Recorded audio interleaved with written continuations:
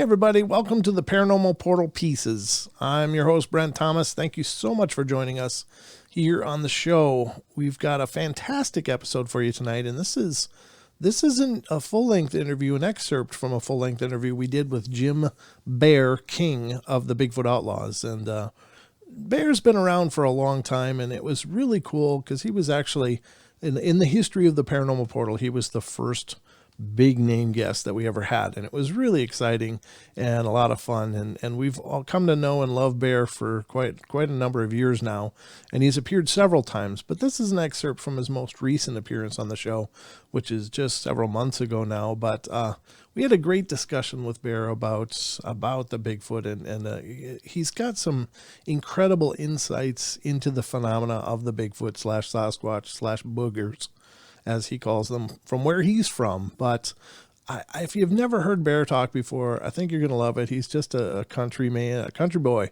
You know, he's just such a down to earth, sincere personality, and I love him dearly. And I know you're going to love this. Now, you've of course got a lifetime of looking for these things or being confronted with them. And I'm wondering how has your opinion of these things changed over the years? I mean, has your idea of them evolved quite a bit over time, or has it pretty much stayed the same? That's a good question, because it depends on my maturity levels in life, you know. Sure. When I was younger, it was embedded in me and my brother to never talk about these things with anybody, not even in jest, not being serious. Mm-hmm. People would not, it's just a subject that you just don't bring up in front of anybody and everybody, because a lot of people want to make light of it. A lot of people want to laugh about it. Mm-hmm. It's how you can cope with the situation. So we went from that to the point where we knew they was there. It's not a matter of we're not believers, we're knowers. I mean, when you see them with the regularity we did as a family, my granddaddy would see them at different times, my brother would, I would, we'd see them together when we're going to check on the fences around the place. Mm-hmm. Then as I got older, my brother passed away, so there went my research partner. My granddaddy stayed with me on it, because he was always saying, if you ever want to learn what's out in the forest with you, the only teacher there is if you go out there and learn it on your own. Right. Mm. The best teacher in life is experience. Sure. And, I mean, there's not too many people out there, even with us, thinking forever. We never considered this thing a Bigfoot, because we didn't know what a Bigfoot was. All we knew of them as was Boogers or Booger Man or something like that, you know. Sure. That word's been around a long time in the South. Mm. And then all of a sudden we start hearing this thing in the Pacific Northwest called the Bigfoot, the Sasquatch. Sure. Hell, we're seeing Boogers over here. And when me and my brother finally was exposed to the Roger Patterson Gimlin the film 16 millimeter footage, mm-hmm. they was calling this thing a Bigfoot. We're seeing a lot of similarities with what we know them as in the South is as a booger. You know, we've always called them Boogers. Then my grandfather passed away in the 90s, and it was just me. And this is before the internet come around. Then the internet pops up. My wife at the time tries to sell me on getting a computer, so I refused to get a computer, so I ended up agreeing to get one of those computer TVs. I think that's what they was called in the 1999. Okay. Well, anyway, when she got that thing and opened up the world of Bigfoot, that's when I got into the internet Bigfoot. Mm-hmm. And I got to meet people and talk to the people of all walks of life. It even got to the point where a lot of people were going out and hunting these things. And so I got in with a group that I was going to do this too, but it was like I was wanting to kill one for all the wrong reasons, you know? Sure. And so I got out of that, which was the best thing could ever happen, because once I got out of that part of my life with Bigfoot, I become more calmer, more respectful in the woods. Mm-hmm. My actions, my body language, my walking through woods become calmer and looser. And it seemed like every time I turn around, because of my experience throughout all them years of them being on the property that I lived upon, I was able to train myself better Mm-hmm.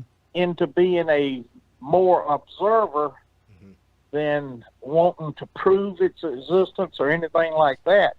And it's really been a lot more fun. It's really has been a lot more adventurous. Mm-hmm. And it's doing it in a more respectful way of doing it than I've ever done it before, and it seems more gratifying. Right. Hey, Bear, what do you think your life would be like had you been going out and still going out, depending on, had you kept actually hunting them? What do you think your life would have turned out like then? When you put into that position, you start thinking about, first and foremost, you're selfish as hell. Okay. For even wanting to, and I'll tell you why. You just want to kill one just to show everybody else, look, I told you all this time it was there. But before you even pull that trigger on that booger, you're taking a part of an integral member of a family unit that relies on each member of that troop for its survival. Mm-hmm. So that takes organization. Organization means these things sit back and figure out a game plan before they start getting in the middle of something that they don't understand anything about. In other words, they got their shit together, you know? And you think about it, they got to. Yeah. They cannot exist as long as they have and not exist, if you get what I'm saying. Right. Sure. I already said once, I'm not a believer, I'm a knower. I know they're out there. Mm-hmm. And to know these things for this long have remained unhidden, except to those who are hard-headed enough to stick with it. Right. Yeah. I guess it's hard-headedness. I know it's a lot of fun. And like I said, it's one of the greatest adventures a person could have ever lived his whole life. Chasing after something that he is told does not exist. Right. Right. Yeah. I've wasted a hell of a lot of time, haven't I? Well, I don't know. We sure appreciate it. Yeah, absolutely. But I think you're right. I think that's very profound because, you're doing it. The way you're approaching it now is because you're just on a journey. This is for you to understand. And I think that would be a hell of a It's even branched out further than that, brother. Yeah. Okay. I love to deer hunt more than anything in the world. I love to hunt any game. I started when I was young. I learned how to be respectful. Mm-hmm. It has gotten to the point where being out in the woods with these things, whether you're hunting or whatever you're doing, I'm not mad at anything else anymore. I don't kill any deer anymore. I don't kill any rabbits. Yes, I take a firearm with me during regular hunting season, but I'm not out there to prove myself to anybody anymore. Right. That's how far the respect has driven itself to be. It's not a priority to go out there and just kill something for the sake of killing anymore. I just go out there to be a part of it, and it is so much better that way. Right. Sure. Right. But I imagine it's a hell of a responsibility to try to go out there and prove it to the world. I mean, And perhaps that whole approach in and of itself is part of the problem. Why a lot of times people don't find much is because they're kind of going at it for the wrong reasons. And I, if you got that pressure, you're going to try to force something to happen that probably is never going to happen. Mm-hmm. But if you go out there with, I'm on a journey, I'm just having a good time in the woods, I think that outlook would probably draw them in a lot quicker than, going out there with a huge team full of mechanical equipment and gear, hoping to find something to bring back. I believe you're so correct in that total assessment. I really do. Mm. A lot of it has to do with how you are inside. Mm-hmm.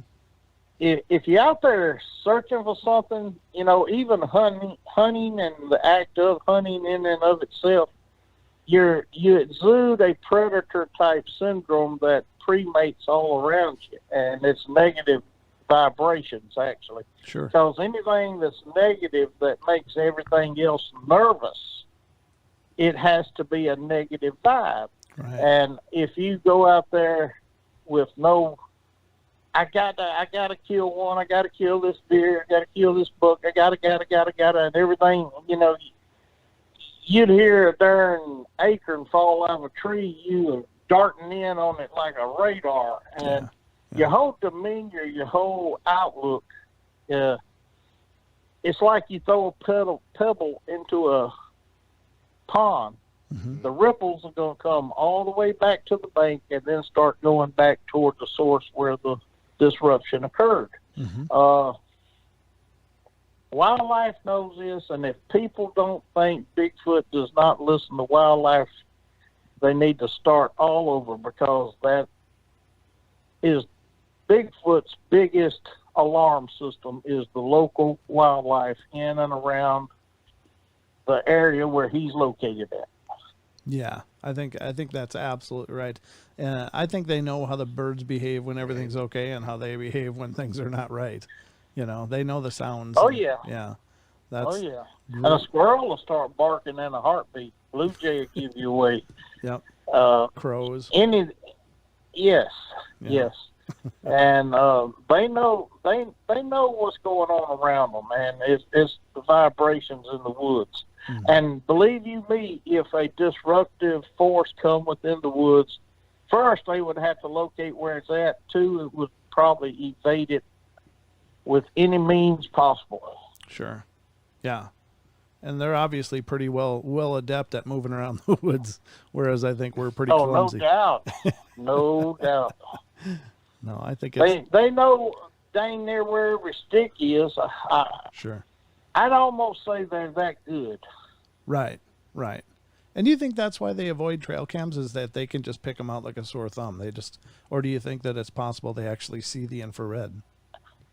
A lot of times, infrared, they can definitely see. Okay.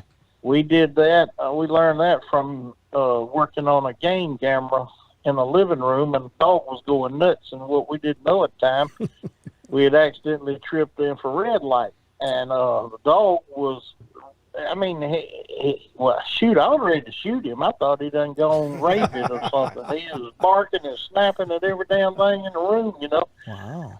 Then we figured out what it was. So I know if a dog can see infrared, a booger dang sure can.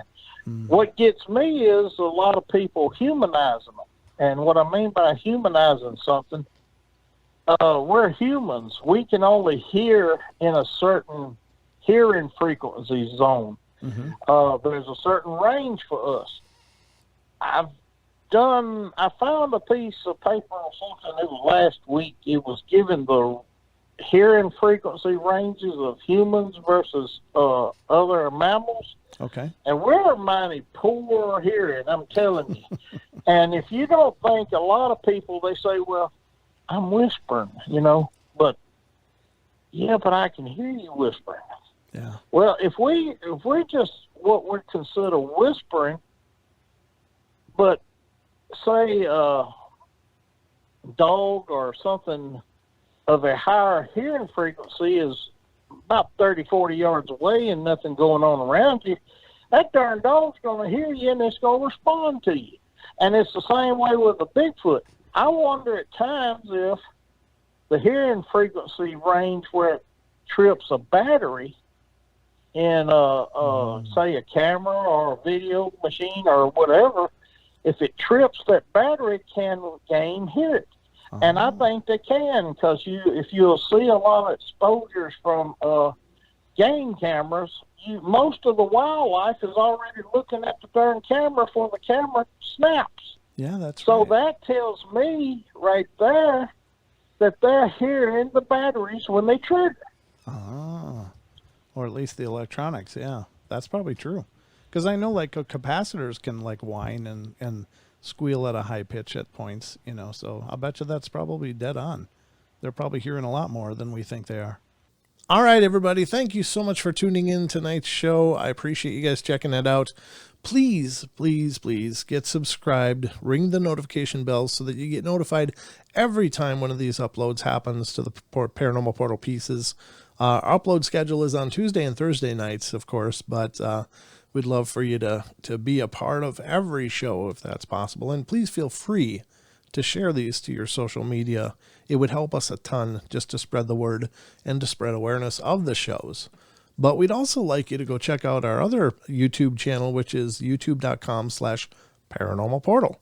And that's where the full-length interviews that you're watching these clips from originated. And we do live shows over there every Wednesday through Sunday night at 7 p.m. Pacific Standard Time. So we'd love for you to become a part of all of our communities. And don't forget to check out the Paranormal Portal podcast, which is available on all the major podcast venues: Pandora, Spotify, iHeart, iTunes, Google Play, Stitcher, Castbox, Podbean, and a gajillion other ones. So we'd love to see you everywhere that we're doing the Paranormal Portals. And thank you so much for checking this out.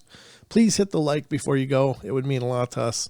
And once again, thank you so much for being a part of what we're doing. Hope to see you guys again soon.